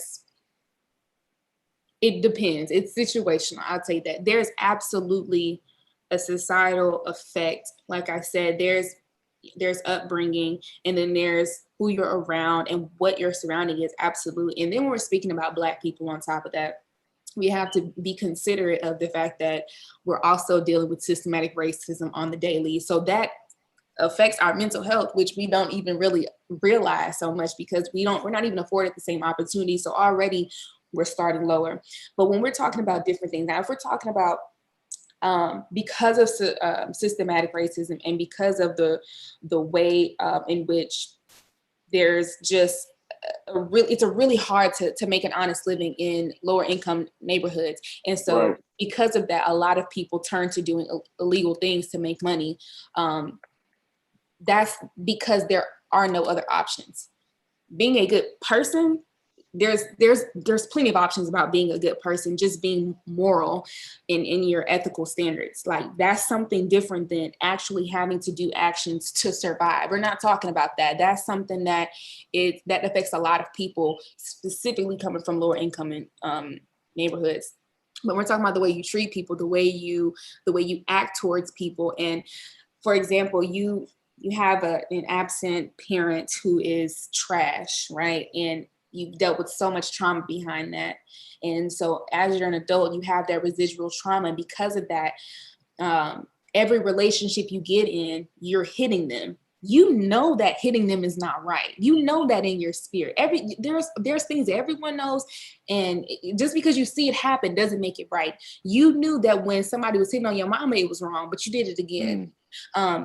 Yes, you are a product. Yeah, you hit her because you've seen that happen, and that's something that you develop. That's a personality trait that you develop. That's not an excuse though. At some point, adults in our minds, adult minds, we're not children anymore. we have the ability to recognize right from wrong from a moral standpoint.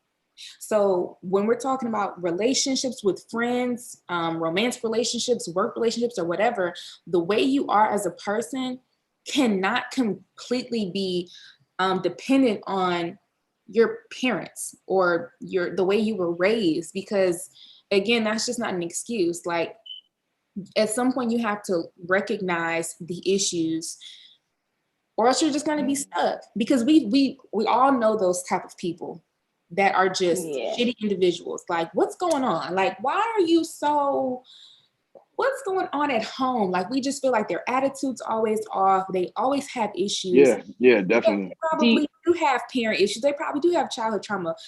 I'm not your therapist. Your friends aren't your therapist. You need to figure that out, unpack all of that, and deal with it so that you're not a nuisance. So do you think learn Yeah, I'm sorry. Oh, I was going to say, do you think it's possible, just to play devil's advocate, I do not condone hitting or anything like that, just to make that known.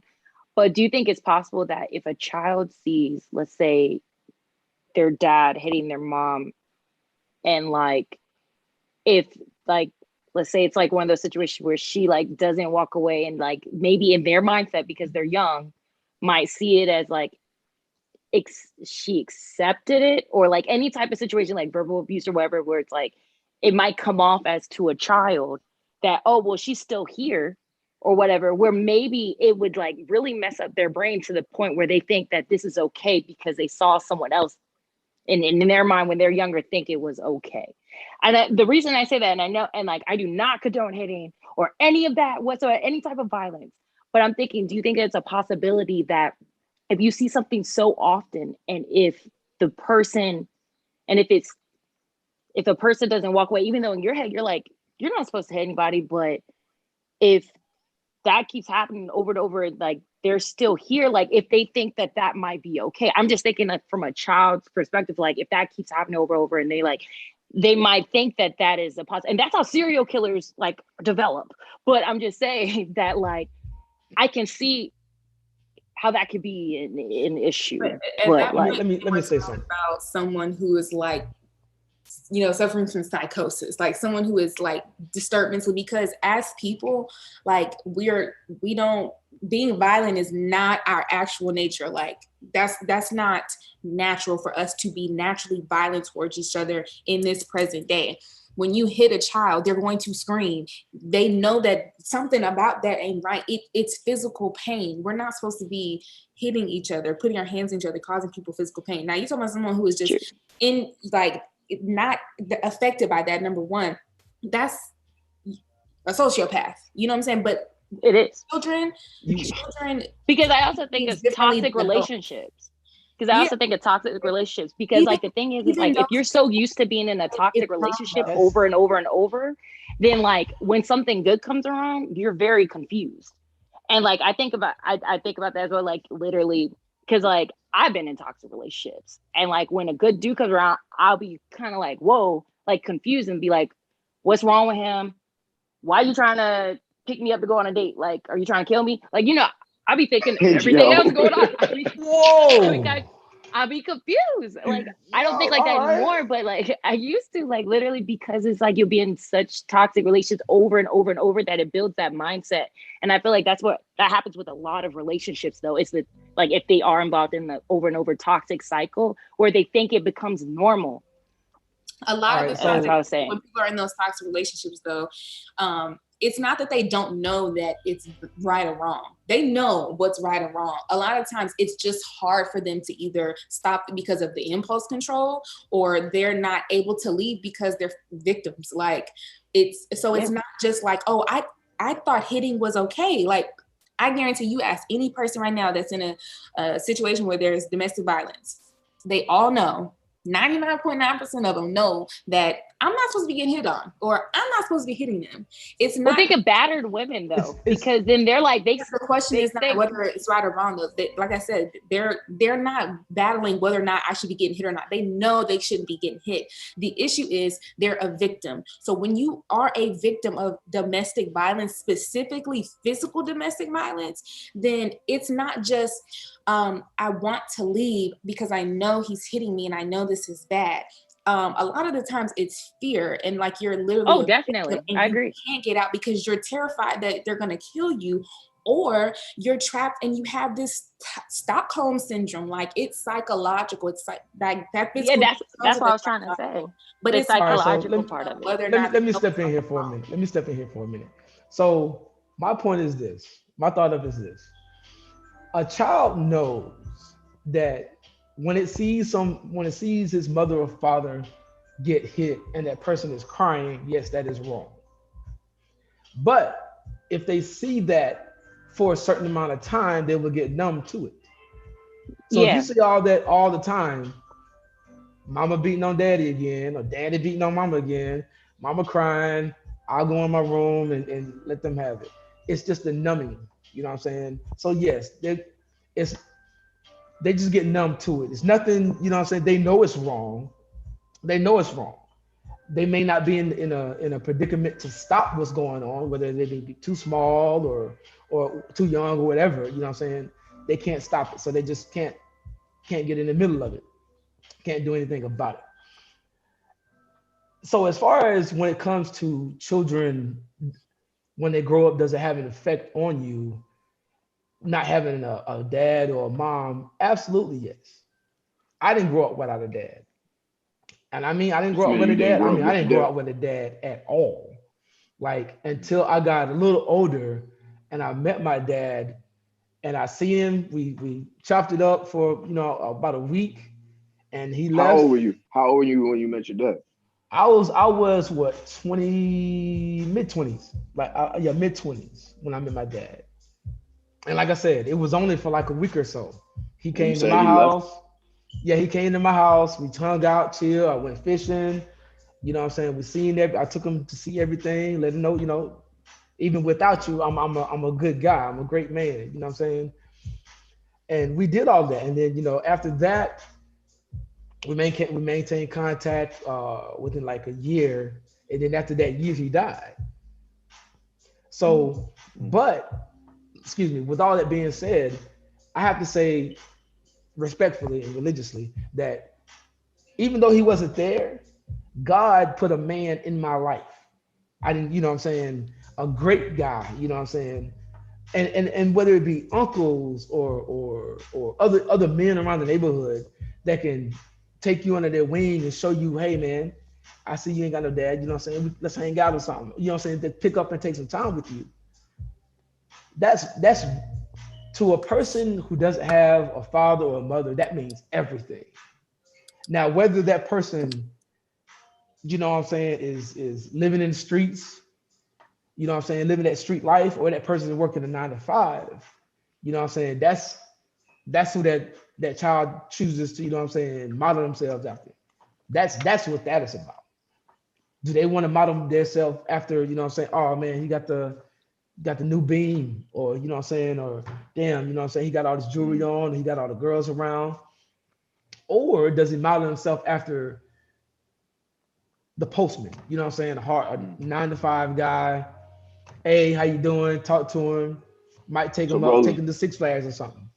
Roland, how do you think you would have turned out had you not had those father figures? Like, do you think, would you not having a dad, who would you had I not had those particular father figures?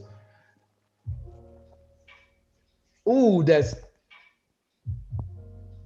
knowing me and how adventurous I am. Yeah, I'll be locked up. And I mean, it wouldn't be no light shit either. You know what I'm saying?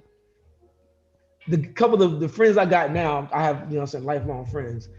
We've gotten into our things, to put it nicely. You know what I'm saying? To put it nicely.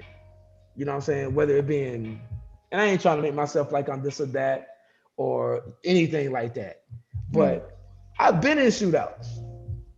I've been in the crack house. You know what I'm saying? Yeah, did all that. Cool. Man, look, I had a Rolex when I was 16. You know what I'm saying? But that's not here nor there. But the influence that a man has on either another young man or another girl, especially women too, is exponentially, you know what I'm saying, needed. But one thing I had to tell all mothers this: all mothers. Whatever happens between you and that baby daddy, whatever happens between you and that baby daddy, keep that between you and that baby daddy. Because no words are more piercing than a mother's words, whether it be good or bad, especially if it's bad. Because if it's bad and you talk about him so bad, and because you're talking about that child's dad, but that's my mom coming from talking about him like that. It's going to want to see, it's going to want to know, like, okay, why does she have these feelings for him like this? You know what I'm saying? You may get caught in the crossfire, like, damn, you look just like your daddy, or damn, you act just like your daddy, or you know what I'm saying, or you act just like your mama, or stuff like that. Do not ever, ever, ever talk bad about them. Whether that person is living up under the bridge or living in a high rise in Atlanta somewhere. You know what I'm saying? Just don't talk bad about them. Just say, hey, me and him or her didn't do this good. We got you. You're the best thing that happened to both of us, and keep them moving. I agree with that because my ex went through that same issue. Like, he looks identical to his father, and his mom does not like his dad, at all. So when I say that, like, the trauma he went through, like she would just, like, you know, he was also the oldest. He's the oldest boy, whatever, looks just spitting image of his father, and she, like, would go off on him and stuff. And, like, I would always wonder, like, why is she, like, he personally told me, he's like, my mom hates me. And I was like, I don't think that your mom hates you. She don't hate you. Or he's like, no, she hates me. She hates me. And I was just like, I just, like, you know, for me, it just, I couldn't believe it. I was like, nah, your mom, like, she just, you know, she just a little, not that nice, you know, but, like, nah, she, like, he really truly believed, like, even though I knew deep down that she loved him, and if anything was ever happen to him, like, she would just be distraught, and I understood that. But because he looked just like his dad, and because she did not like his dad, and the way that she treated him caused him to believe that she hated him. And that right there was hurtful. And, like, that also led to our relationship as well. That trauma that he went through led to our relationship, and, like, how he was to be loved and stuff like that. Like, when I would say, like, oh, I love you, he didn't believe me. You know, like, certain things like that would be like, it's like, what do you mean? Like, the way, like, the way that, like, I treated him, like, that's why, like, I went, like, so hard to, like, really, like, love him as much as I could, to show him, like, this is how you're supposed to be loved, because he never had that. He didn't understand that. And it all, like, rooted from that, like, because of the way that she treated him. Like, he told me that the first time, he's like, the last time he remembers his mom telling him that she loved him was in his senior letter when he graduated high school. That was the last time. I feel that. My mom. And this man's 20. He's 25. Literally, he's like, the last time my mom told me she loved me, he's like, was in that senior letter. And he's like, prior to that, he has no memory. Yeah, my mom didn't be the same way. She didn't really, and Mom, I don't care if you see this or not. It's real. She didn't love me until I was older. You know what I'm saying? Until she, and even if she say it now, I don't believe it. You know what I'm saying? It's like, wow. Isn't that crazy though? Isn't that crazy? That's that, like, crazy, our relationship with our parents really dictates so much more than they know. Like, not because like, I had to sit down with myself before. And this is, I'm about to have a vulnerable moment. I ain't gonna cry though. I'll be right back. I'm freshening up. I'll be right back. Go ahead. I'm disrespectful. I'm listening, man. Respectfully, I'm listening. I'm at my house. Me and my mom, up until the age of 13, I was an only child. I mean, I was the only child. And we used to do everything together. Like, I mean, that was the Bonnie and Clyde and Bonnie. Know what I mean? And when I left to go to New York, oh no, when I left to move to Atlanta, our relationship changed. Know what I mean? So it was like I've since then, since the age of 13, like because now I go back home and she has all these new kids. And I'm like, who these little light-skinned kids? Like it used to be me and you. Know what I mean? You want me to accept them too. Like, now I mean, they're my sisters or whatever, and they real small. So she can't show me the motherly love that she once gave me. So now I'm at the age where it's like my dad's over there with his new wife. My mom's over there with her new kids. I mean, and I'm here. And it's to the point where I catch myself wanting that feeling. I mean, so like I could definitely say I've overly exerted how much love I need out of my relationship. Before I went through like my healing and stuff. But that was definitely something for me. I mean, just wanting that love again that I had when I was 13. I mean, I have because I'm gonna give y'all a little bit more personal. I'm saying a lot on YouTube. See, what this about? What does that look about? I'm gonna say whatever hell I want to say. That's why I got this podcast. That means I can speak my goddamn mind. But I'll put it like this. After I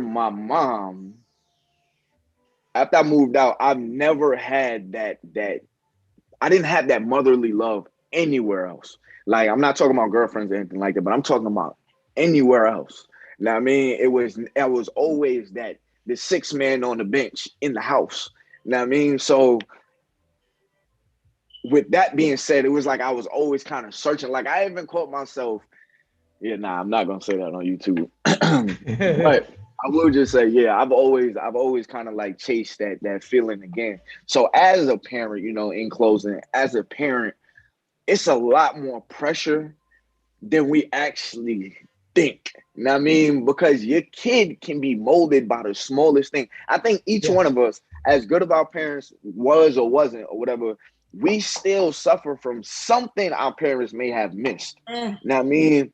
And that is, you know, that's something that I constantly think about, and that's why I'm so hesitant on the moves that I make now, because now my daughter's to the point where she can repeat what daddy done said, what he done did. You know what I mean? So it's like I really have to be careful. You know what I mean? But being a parent is it ain't no joke. It dictates and molds a lot. Honestly, it forces you to relook at the stuff that your parents did or said, and you're like, I would never do that.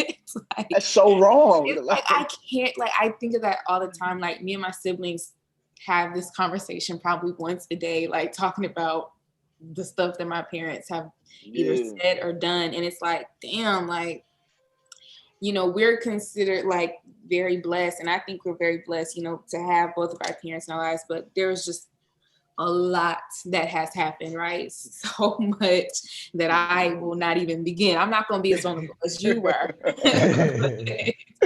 But it's like immediately when I found out I was pregnant, it's like all of that flashed in front of my eyes, like, oh my gosh, like there are immediately a list of things that I will not repeat. Like, it's like instant pressure to not do the things that have been done to me, because I know how they affected me and like are still affecting me. And I'm 25 years old. Like, stuff that happened when I was a child is just like, damn, like stuff really sticks to you, sticks like grits, and you really have to do the work. That's why I say you got to do the work though, because although all that stuff has happened to me, it would be so unfair of me to just sit in that rut and allow that to be repeated onto my kid. So now what did you do? What was the purpose of going through all that? Like, that made me who I am today. Cute, whatever. But at the end of the day, the emotional effect that it has on me is so fucking heavy and weighs on you. Like, yeah, I need to get rid of all this baggage. So whatever I gotta do to get rid of all that stuff that happened in my past, so that I can not only just feel freer, but be a better person all around, I'm gonna do that. And like, I need everybody else to do that, because y'all is affecting us who's doing the work. We doing the work. Yeah. I need y'all to do the work so we can just stop repeating these same generational curses, because it's like, oh what I God, realized, and what's so sad, like a lot of our parents did some of the similar things. It's like the stories are so parallel. It's scary. Like the trauma that Black mothers have, unreal. The stuff that Black dads have done, unreal. It's so parallel. It's crazy. So at this point, we have to be that group, that generation, to literally be like, you know what? I'm not going to do that. I'm not going to be that mom. Like we joke about it a lot of times. Like we joke about the beating and stuff like that, and whooping and cussing kids out. It's funny, but it was traumatic. Like, like let's not do that. Mm-mm. But let me tell you this: growing up without one of my parents, you know what I'm saying, it gave me a lot of drive. I'm telling you that now. It gave me so much drive. Like I'm like, it gave me enough drive to say I'm not gonna be just anybody's baby daddy. I'm gonna be a better man, you know what I'm saying, to my child if and when I have a child. You know what I'm saying? I'm gonna be the best dad possible. It gave me that. And it gave me that life drive, you know what I'm saying? Like I'm gonna make my life, you know what I'm saying, the best life I can for when I do have a child. My child will come into abundance. You know what I'm saying? And me and my wife or my girl at the time, who I make my wife, we're gonna make that child's life so much easier than mine, and hopefully and better than hers, and so much easier than hers. So it gave me that drive to do both of those things. Like, man, I just, I can't wait to have kids, but at the same time, it's like, it just gave me so much drive and so much initiative. Like, man, I got to get on it. I got to stay on it. Whatever I got to do, let's get it. Let's go. So it gave me that. Yeah, I definitely applaud the parents who, or like the people in general who can recognize that and can, like, even though their lives prior might not have been the best, but whenever they have a child, that they're trying to make everything the best that they can do it to their best ability. Because like my mom didn't have like the best life growing up. And yet I will say she did an excellent job of not bringing that trauma into my life. Like when I say my mother is a super parent, like she's a flight attendant, but she was the president of PTA all through my elementary school, middle school, high school, was my soccer coach, she was just everywhere. And she still does all of that to this day. And none of us go to them schools, but she still does all of that. And it's just like, she, like, when I hear stories about like when she grew up, like she's one of 7, and her dad, it's a long story or whatever, but one parent household majority. And it was just a lot. Grew up in the country. It was just like, it was not a great environment. And for her to be able to switch that over and like be like, all right, well, I'm gonna make a better life for my kids, and not only like do that, but crush it at that, like that's extremely impressive. And that just also gives me drive to, okay, well, shoot, if she can do it and she actually had trauma, I ain't got no excuse whatsoever, because I didn't have to go through all that. And also, I think what also plays a part in that as well is like my dad, because my dad though came from a 2-parent household, like a good upbringing as well. And when he kind of introduced my mom into that environment as well, like of like when they were like dating and stuff, she kind of got that mindset like, okay, this is how things are going to go. Like, this is nice. Like, you know, this is something that I want and I want to achieve for my children. So I think that also helped and played a factor as well, that my dad had that foundation and was able to help her, like when they became like married, that like we're able to, they already knew, like had a foundation of what, like an idea of what they wanted to do. I think that was very helpful. But the fact that she was able to do that is like very heroic to me. For real. It really is heroic, because I'm not gonna lie, being able to see what your parents actually did wrong is hard, because some of those things you think is normal. Now, I mean, you dealt with it. This was your way of realizing or learning how to parent you the way you was parented. Now, I mean, it is trials and realizing and sitting back and thinking like, wait a minute, because they did that, because they yelled at me and cursed at me, created this traumatic part of me. So I'm doing what happened to me, although it was bad, and creating that in my daughter. You know what I mean? So it's like, whoa, hold up, scratch all that. Where's the erase at? You know what I mean? We got to do all of this different. What I will say is, and Jamila brought this up, is that a lot of these parents do have similar issues. You know what I mean?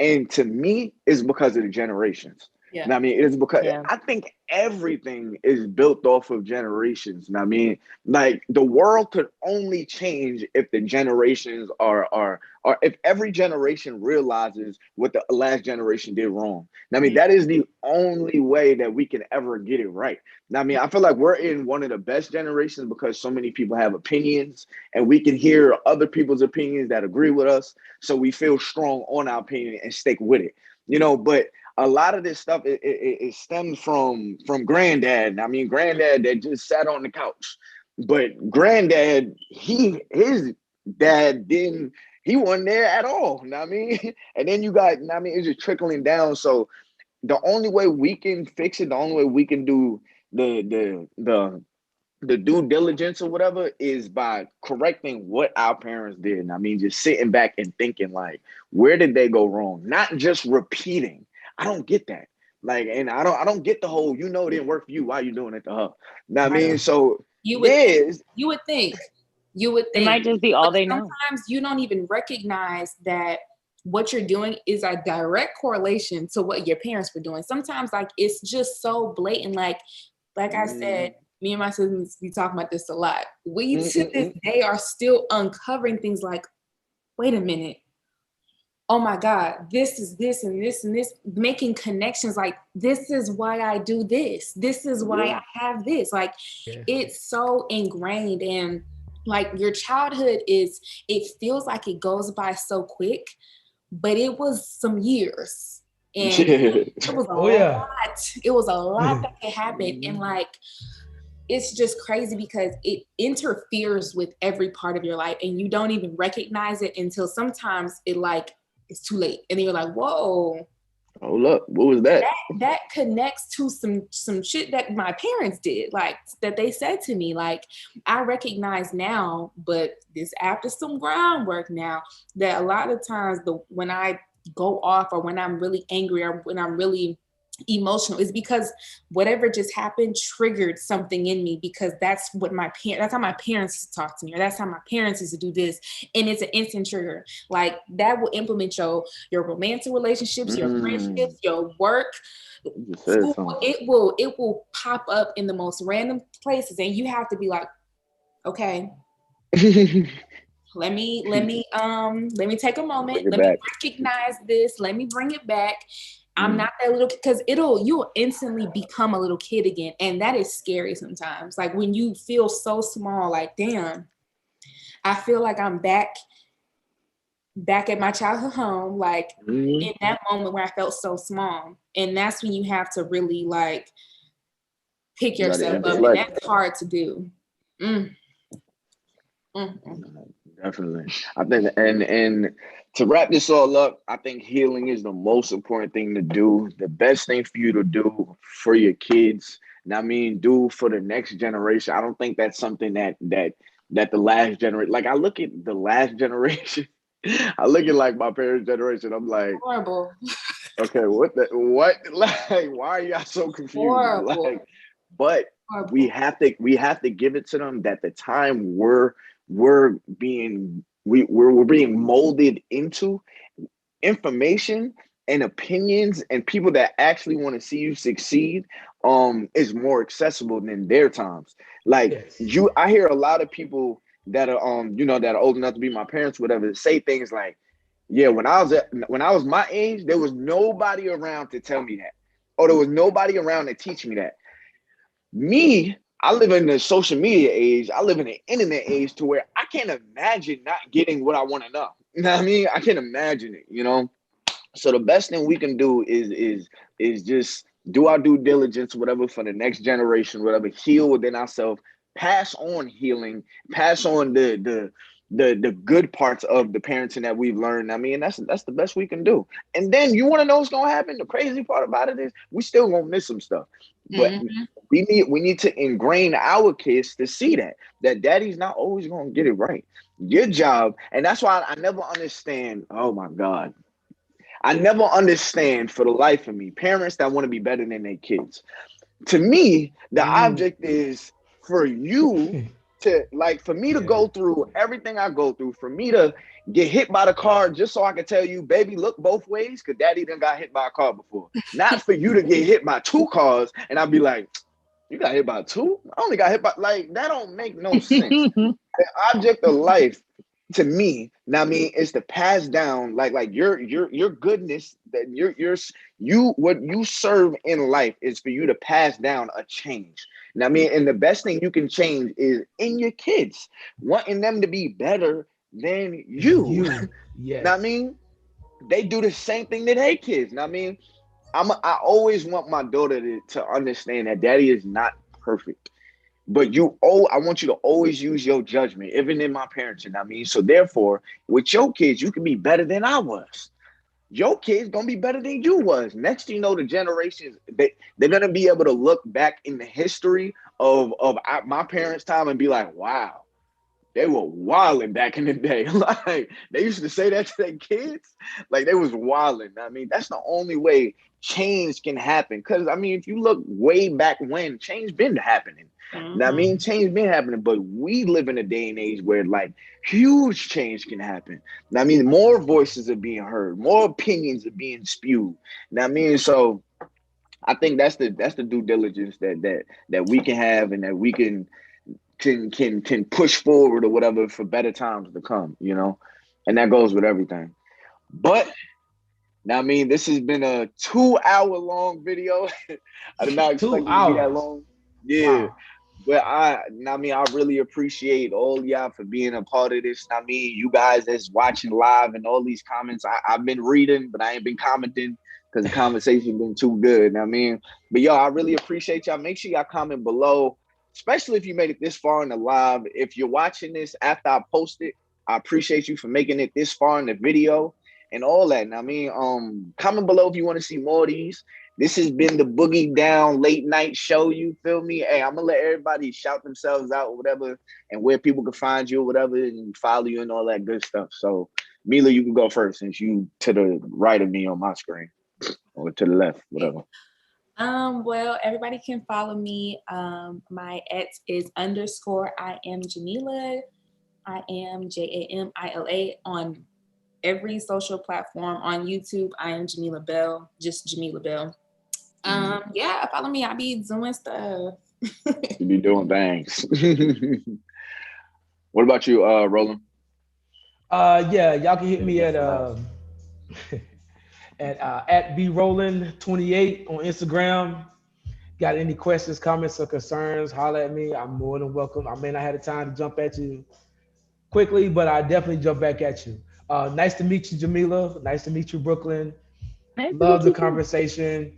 And I learned one thing: my black ass got to get a light. I'm too dark on here, not damn light. You know what I'm saying? Y'all just see these white teeth with some glasses. That's all you see. So yeah, y'all. Yeah, Brooklyn. All right. Well, you guys can follow me on Instagram at Queen of Hearts. That is Queen with 3 E's and Heart like Kevin. And also, you know, you can watch and subscribe and tell your friends my YouTube channel, Heart to Heart with Brooklyn. Again, that's Heart like Kevin, and Brooklyn with 2 N's and an E. So make sure you spell it right. It's a little cartoon of my face, so I'm pretty sure you'll find it. Hey man, it's your boy Top Boogie. Until next time, I'm out of here, man. Peace.